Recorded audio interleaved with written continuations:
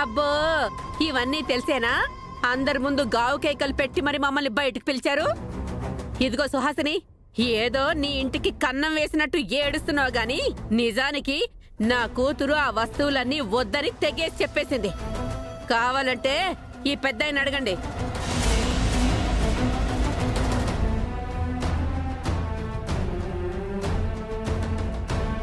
మీరు చెప్పేది నిజమా?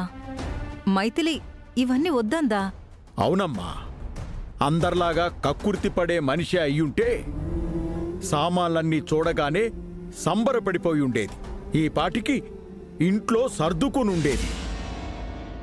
ఆత్మాభిమానం గల ఆడపిల్ల కాబట్టి నా కష్టార్జితం తప్ప ఉచితంగా వచ్చిందేది నాకక్కర్లేదని వీటన్నింటినీ తిరస్కరించిందమ్మా. తిరిగి తీసుకెళ్లమని చెప్పింది. అందుకే వాటన్నింటినీ ఆటోలో పంపించేశాను. అన్నీ నాటకాలు. దాని కంటికి ఇవి సరిపోయినట్టు లేవు. ఇంతకన్నా పెద్దవే ఆశించినట్టుంది. అందుకే ఇవన్నీ నాకొద్దని ఓవర్ యాక్టింగ్ చేస్తుంది. సుహాసిని గారు, ఆత్మాభిమానానికి అర్థం తెలియని మనుషులు మీరు. అందుకే నిజాలు తెలుసుకోలేక నిష్ఠూరంగా మాట్లాడుతున్నారు. నోర్మోయ్, నువ్వా పెద్ద ఆయన్ని నీ మాయ మాటలతో నీ చేష్టలతో ట్రాప్ చేశావు. ఆయనకి ఏ మందో మాకో పెట్టుంటావు. అందుకే ఆయన నిన్నిలా అభిమానిస్తున్నారు, సొంత మనవరాల్లాగా ప్రేమిస్తున్నారు. ఈ రోజు సామాన్లు తెచ్చారు, రేపొద్దున్న ఆస్తి మొత్తం దోచిపెట్టినా ఆశ్చర్యపోనక్కర్లేదు. బుద్ధులేడికిపోతాయి. తల్లేమో దొంగ, కూతురేమో గజ దొంగ. అందుకే పెద్ద ఆయన్ని ట్రాప్ చేసి అందిన కాడికి దోసుకోవాలని చూస్తున్నారు. లీలాకృష్ణ,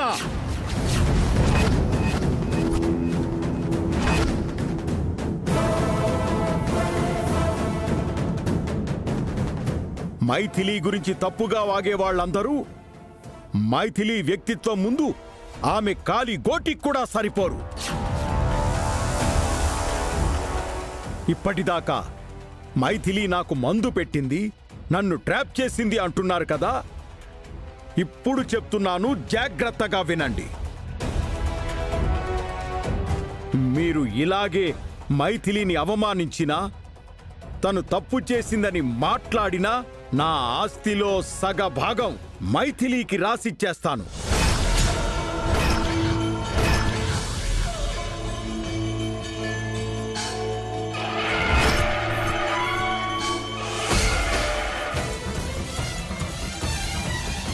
గుర్తుంచుకోండి.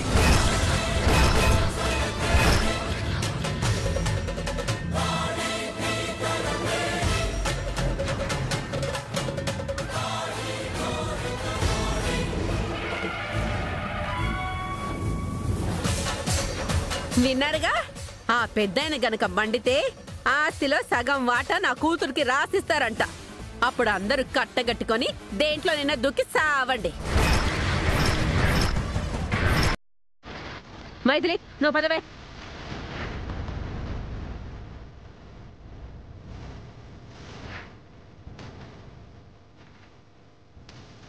ఎందుకమ్మా? ఎందుకు అసూయతో ద్వేషంతో ప్రశాంతంగా ఉన్న జీవితంలో అలజడులు రేపుతున్నారు? మీ అనుమానాలే మీ అవమానానికి కారణం అవుతున్నాయి. ఇప్పుడు ప్రశాంతంగా ఉందా?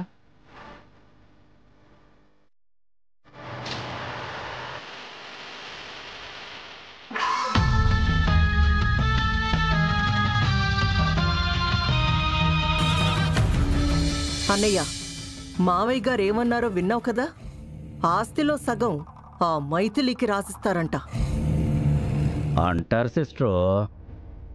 ఆస్తంతా ఆయన పేరు మీద ఉంది కదా. పైగా ఈ ఆస్తి మొత్తం ఆయన కష్టార్జితం. కాదనే హక్కు మనకేటి, ఎవరికీ లేదు. అవునన్నయ్య, నా టెన్షన్ అంతా అదే. ఇప్పటి వరకు తాత ఆస్తి మొత్తం మనవడికే దక్కుతుందన్న ఆశతో, నమ్మకంతో ఉన్నాను.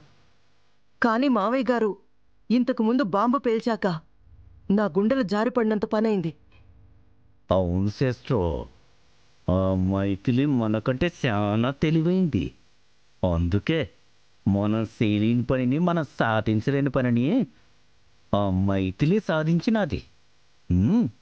చూస్తా ఉండు, తేడా వస్తే సగం ఆస్తి కాదు, ఆస్తి మొత్తం ఆ మైథిలి తన్నుకుపోయినా ఆశ్చర్యపోవాల్సిన పని లేదు.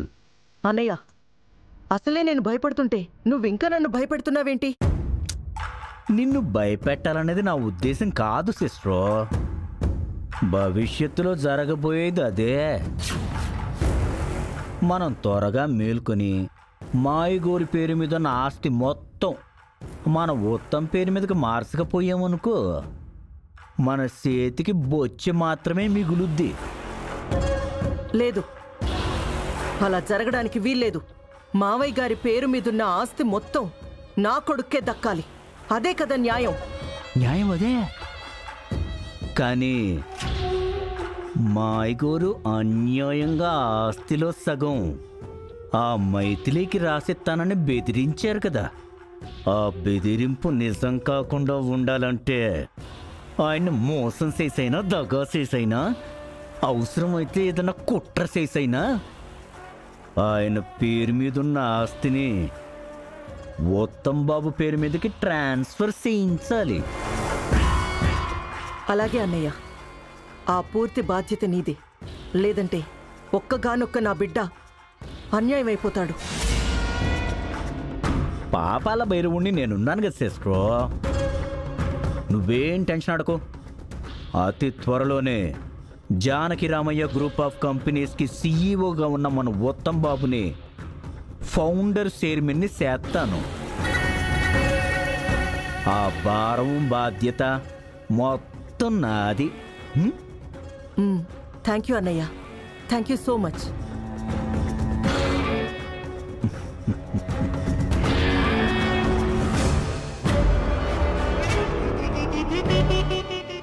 మామా,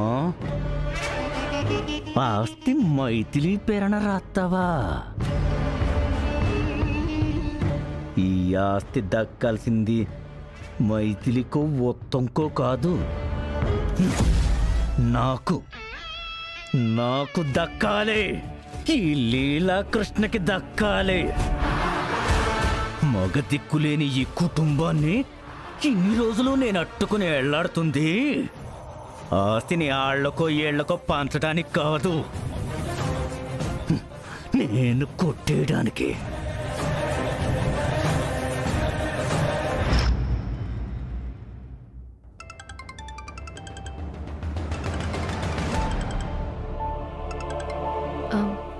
హలో ఉత్తమ్ గారు, చెప్పండి. మైథిలి గారు, నేను మీ ఇంటి ముందుకు వచ్చానండి. ఒకసారి బయటకు వస్తారా? ఇప్పుడే వస్తున్నానండి.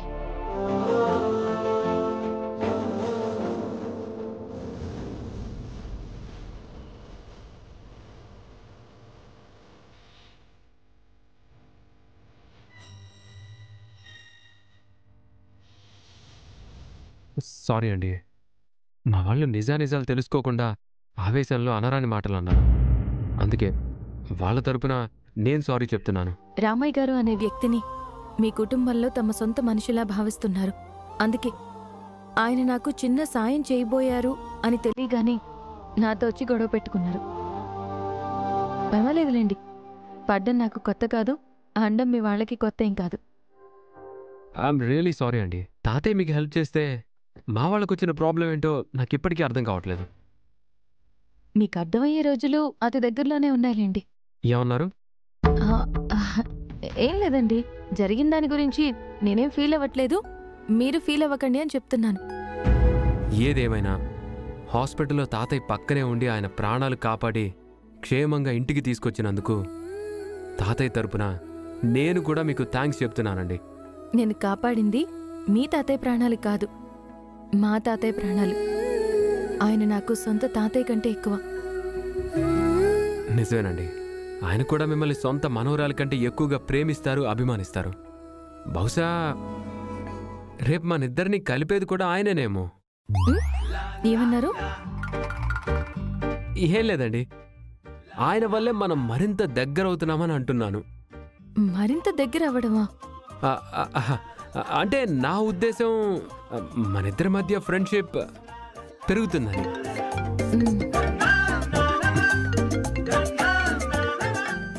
తాతయ్య గారు కాల్ చేస్తున్నారు. పాపం జరిగిన దానికి ఆయన కూడా ఫీల్ అవుతున్నట్టున్నారు. అందుకే మీకు ఫోన్ చేస్తున్నారు. విషయం ఏంటో కనుక్కోండి. తాతయ్య. మనవడా ఎక్కడున్నావు? మైథిలి వాళ్ళ ఇంటి ముందు మైథిలికి ఎదురుగా ఉన్నాను తాతయ్య. కాబోయే భార్యని మచ్చిక చేసుకుంటున్నావన్నమాట. అలాంటిదేం లేదు తాతయ్య. జస్ట్ మీ గురించే మేమిద్దరం మాట్లాడుకుంటున్నాం. నా గురించి తర్వాత మాట్లాడుకోవచ్చులే గాని నీకో ముఖ్యమైన విషయం చెప్దామని ఫోన్ చేశాన్రా. ఏంటి తాతయ్య అది? రేపు మైథిలి పుట్టినరోజు. వాట్? గట్టిగా అరవకు, నేను చెప్పేది సైలెంట్గా విను. చెప్పండి తాతయ్య. రేపు మైథిలి పుట్టినరోజు. తన మీద నీకున్న ప్రేమని చెప్పడానికి రేపే కరెక్ట్ సమయం. కాబట్టి ఈరోజు రాత్రికి ఆమెను కలిసి పుట్టినరోజు శుభాకాంక్షలు చెప్పి పనిలో పనిగా తన మీద నీకున్న ప్రేమని బయటపెట్టు. అర్థమైందా? అర్థమైంది తాతయ్య. తప్పకుండా మీరు చెప్పినట్టుగా చేస్తాను. ఈ రోజు దాటిపోయిందంటే మళ్ళీ ఇంత మంచి రోజు నీకు రాకపోవచ్చు. కాబట్టి ఎట్టి పరిస్థితుల్లో ఈ అవకాశాన్ని నువ్వు వదులుకోవద్దు. అలాగే తాతయ్య. రేపటితో మ్యాటర్ మొత్తం తేల్చేస్తాను. ఇప్పటికే ఎన్నోసార్లు ఈ మ్యాటర్ చెప్పావు, కానీ తేల్చింది ఏమీ లేదు. ఈసారి గనక వచ్చిన అవకాశాన్ని వదులుకుంటే ఇక జీవితంలో మైథిలి నీకు దక్కదు. అమ్మో, అంత మాట అనకండి తాతయ్య. తను లేకుండా నేను బ్రతకలేను. అలా అయితే ఈ రాత్రిని మిస్ చేసుకోవద్దు. థ్యాంక్ యూ తాతయ్య. ఈరోజు నైట్ తేల్చేస్తానుగా. నువ్వు తేల్చకపోతే రేపు నేను తేల్చేస్తాను. ఉంటాను. అలాగే తాతయ్య. తాతయ్య గారు ఏమన్నారు? నీకు ఐ లవ్ యూ చెప్పమన్నారు. ఏంటి? అదే, నా ముద్దుల మనవరాలు, నా బంగారు తల్లి, తనని ప్రాణానికి ప్రాణంగా ప్రేమిస్తున్నానని చెప్పమన్నారు. ఓ అలాగా. ఆయన ఫోన్ చేసింది ఈ విషయం చెప్పడానికా? కాదనుకో, ఇందాక జరిగిన దానికి నువ్వేం ఫీల్ అవ్వకు అని చెప్పడానికే కాల్ చేశారు. అనుకున్నాను, పాపం ఆయన కూడా ఫీల్ అయి ఉంటారు అని. బంగారం, రేపు నీ పుట్టినరోజు అన్నమాట. ఈరోజు అర్ధరాత్రి మీ ఇంటికి వస్తాను. నీకు బర్త్డే విషెస్ చెప్తాను. పనిలో పనిగా నా మనసులో ఉన్న మాట కూడా నీకు చెప్తాను. నా గుండెల్లో ఉన్న భారాన్ని దించుకుంటాను.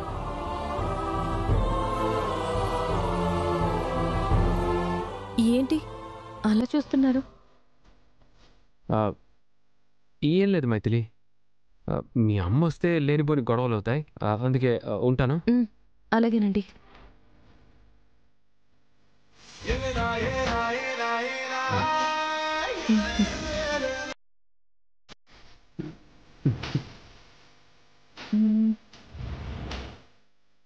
నాతో ఇంతసేపు మాట్లాడింది ఎంత చిన్న విషయం చెప్పడానికా?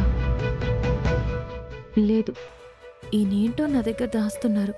అది ఈరోజు కాకపోతే రేపైనా తెలుస్తుంది.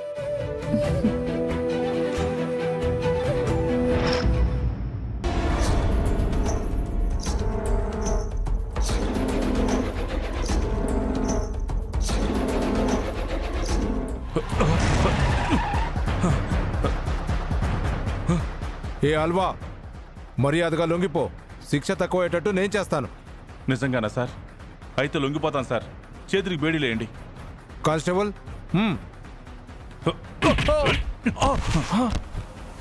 పట్టుకోండి. ఆగు. ఆగు.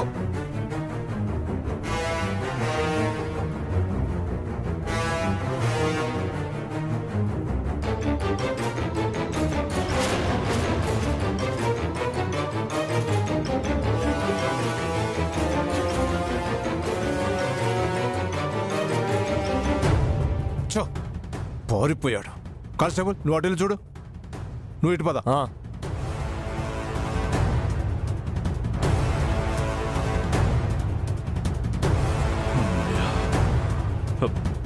ఇప్పుడు ఏం చేయాలి నేను?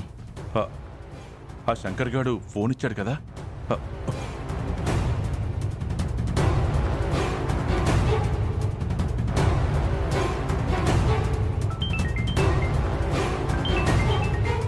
రే తర్వాత మాట్లాడతా పో. హలో మామా, ఏడున్నావురా? రేయ్, ముందు నేను చెప్పేది జాగ్రత్తగా విను. నేను పోలీసుల నుంచి తప్పించుకుని వచ్చాను. ప్రస్తుతం ఒక చోట దాక్కునున్నాను. ఈరోజు రాత్రికి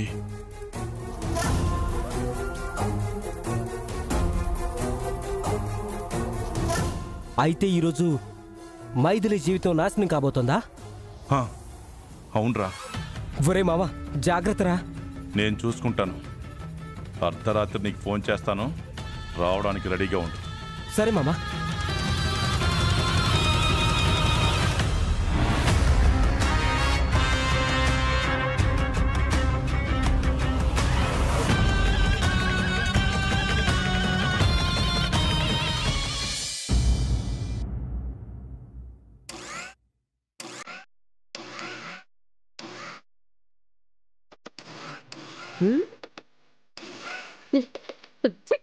మాయదారి మిక్సీ ఎదవ మిక్సీ. ఇదేమో పనిచేయదు, మైథిలి ఏమో కొత్తది కొనదు. పోనీ ఆ రామయ్య ఫ్రీగా ఇస్తానంటే తీసుకోదు. సావైపోయింది. వెళ్ళి ఏ రోట్లోనో నూరుకొని రావాలి. ఏం చేస్తాం?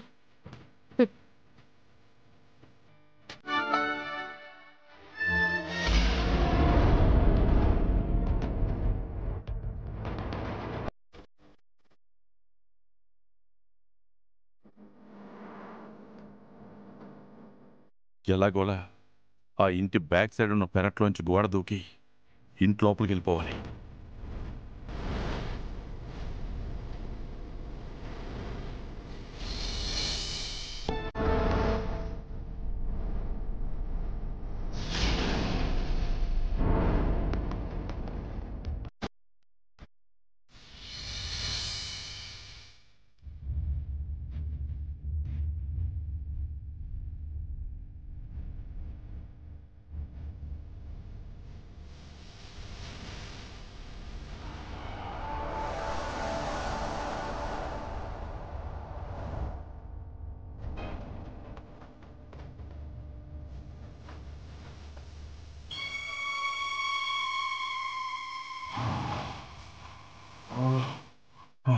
తప్పించుకున్నాను.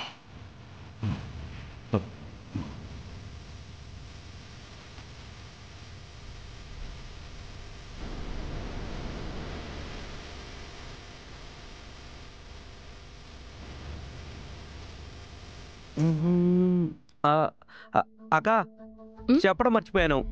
నెక్స్ట్ వీక్ నాకు కాలేజ్ ఫీజు కట్టాలి. 50,000 కదా? అవునక్క, నా ఎగ్జామ్ ఫీజుతో కలిపి 54,000 కట్టాలి. సరే, రేపు ఆఫీస్లో అడ్వాన్స్ అడుగుతాను. ఎల్లుండి పే చేద్దాం. సరే అక్క. అమ్మయ్యా, ఎవ్వరూ చూడకుండా ఎలాగోలా ఇంట్లోకి వచ్చాను. ఈ రాత్రికి మైత్రిని ఖచ్చితంగా అనుభవించాలి. పే చేసేద్దాంలే. అమ్మా, ఎక్కడికి? ఇంకెక్కడికి వెళ్తాను? పక్కింటికి. ఎందుకు? చట్నీ చేద్దామంటే ఇంట్లో మిక్సీ పని చేసి చావట్లేదు. పక్కింటి జ్యోతిలక్ష్మి గారింట్లో రోల్ ఉంది కదా, వెళ్ళి నూరుకొని వస్తాను. సరే, ఇలా ఇవ్వు, నేను వెళ్ళి నూరుకొస్తాను. ఏం అక్కర్లేదులే. ఆ జ్యోతి కొడుకున్నాడే, వాడొక దున్నపోతే ఎదవ. ఆడది కనబడితే కళ్ళతోనే తినేస్తాడు. ఇదిగో, నేను వెళ్ళి నూరుకొని వస్తానులే. ఈలోపు నువ్వు పిండి కలిపి ఇడ్లీలు వేసే వెళ్ళు.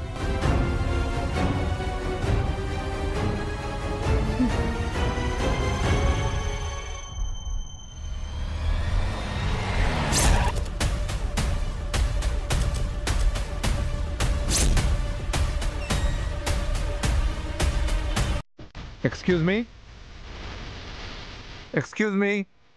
ఎవరండి? ఒకసారి బయటికి రండి.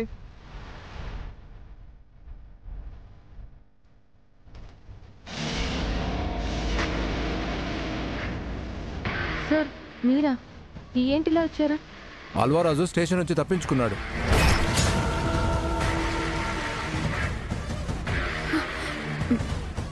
ఏంటి సార్, అల్వారాజ్ స్టేషన్ నుంచి తప్పించుకున్నాడా? అవును మేడం, కడుపు నొప్పిగా ఉందని అబద్ధం చెప్పాడు. దాంతో హాస్పిటల్కి తీసుకెళ్దామని సెల్ నుంచి బయటికి తీసుకురాగానే మమ్మల్ని అందరినీ తోసేసి పారిపోయాడు.